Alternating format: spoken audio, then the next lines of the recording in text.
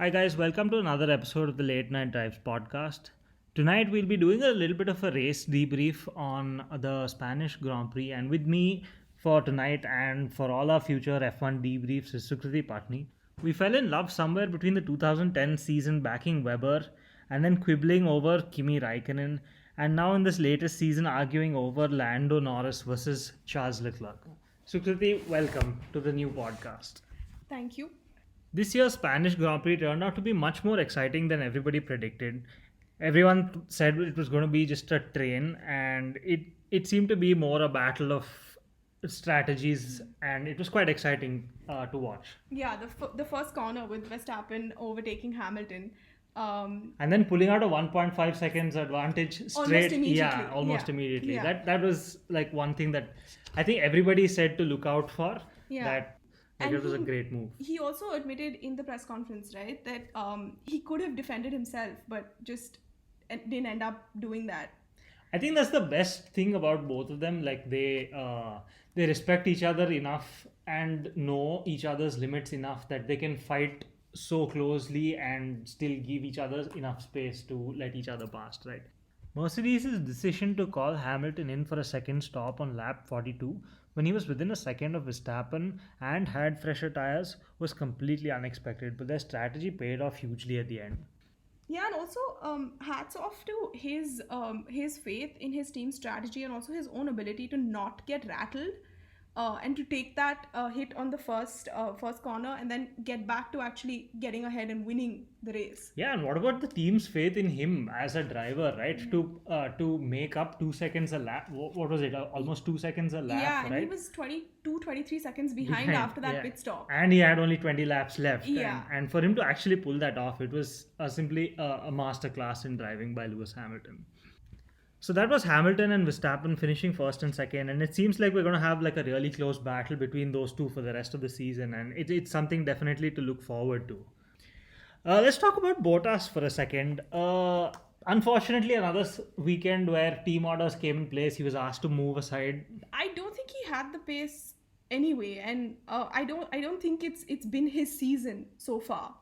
That seems to be the problem with Bottas all the time, right? Where drivers, especially like Hamilton and Verstappen, seem to be able to eke out that time from their cars, even though Yeah. it may not be suiting them 100%, or maybe they develop their cars to suit them much better than he does. I don't know what the issue is, but I think this has been like a constant struggle with Bottas against his teammate, and maybe it's just Hamilton's Yeah, I was gonna talent say or that I something. think it doesn't matter who's in that second seat at Mercedes. If you're against Hamilton, I don't know how you're going to do better than him given his current performance. Fair enough. I mean, Yeah. I can't argue with that. Yeah. He has just been simply stunning.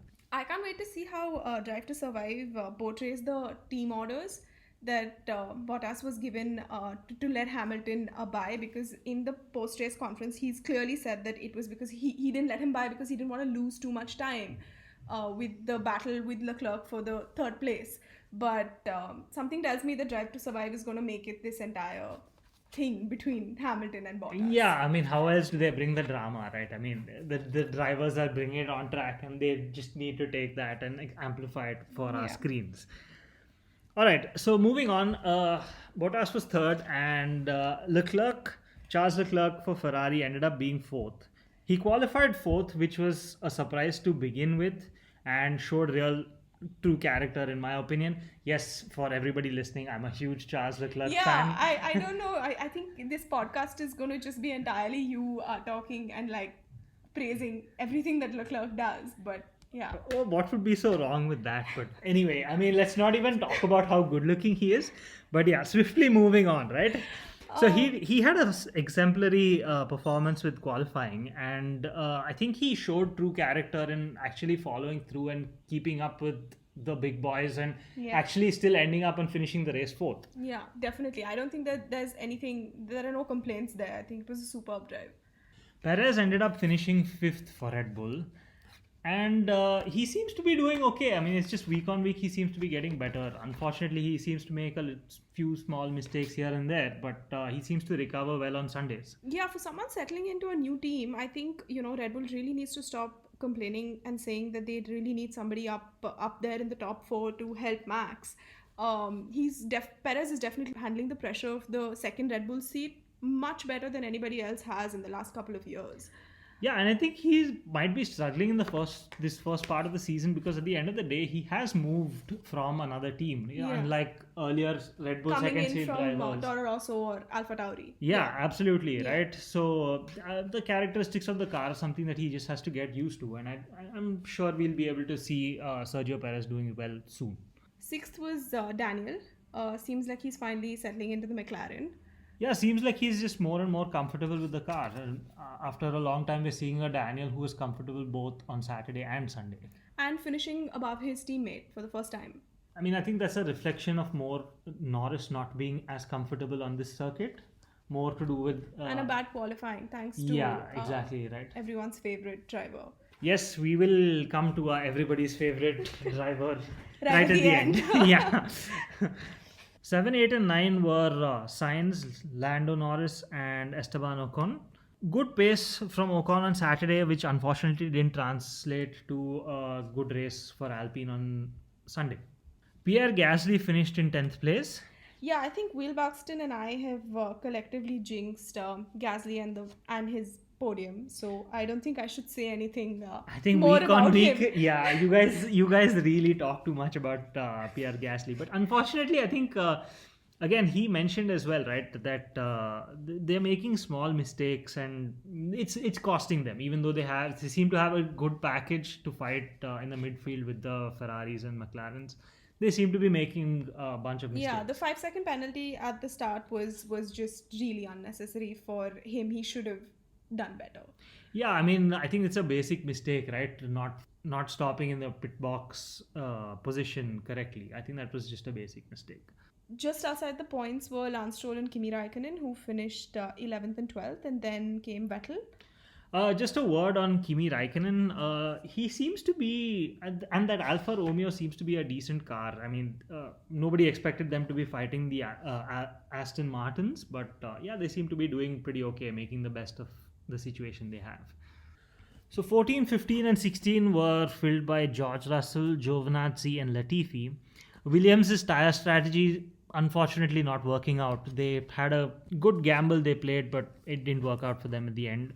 And unfortunately, Giovinazzi's pit crew finding one of the tires deflated while they were putting it on the car didn't help things at all either. Alonso, Schumacher, and Mazepin rounded out the grid with Tsunoda having engine trouble on lap 6 and retiring.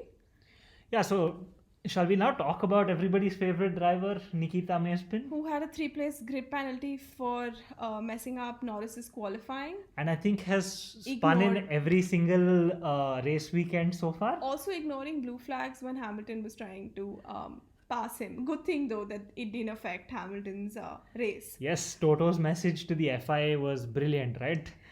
Yeah. It's the first time I've heard something like that on the radio. Us getting access to the team principal speaking to the stewards. Yeah, I think that's something new that they're trying out this season, and it's just more information for the fans, and it seems it's quite fun. Although when Hamilton on lap 18 said tires are short, we should have known he was going to win the race, right? Yeah, absolutely. I think he said that every single time before winning the race. So most certainly, yes, that should have been expected. Can we also just take a moment to talk about the number of records being broken this season by Hamilton? Yeah, 100 poles to his name now, and 100 wins it looks like coming up soon. Yeah, I mean, this was his 90th win, so it seems very likely that this season we're going to see a 100. Any predictions for next week's race? Well, I think Verstappen's going to have the advantage in Monaco. He lives there, so I don't know. Somehow I feel like it translates into him knowing the track better, and I think he's going to have the advantage for pole and the win next weekend. What about you? Yeah, I think Max is really looking for a win, so I think 2 weeks from now we're going to see him. Surprisingly odd that we both agree on that. But anyway, on that note, we'll see you a couple of weeks from now. Thanks for tuning in. Have a good night.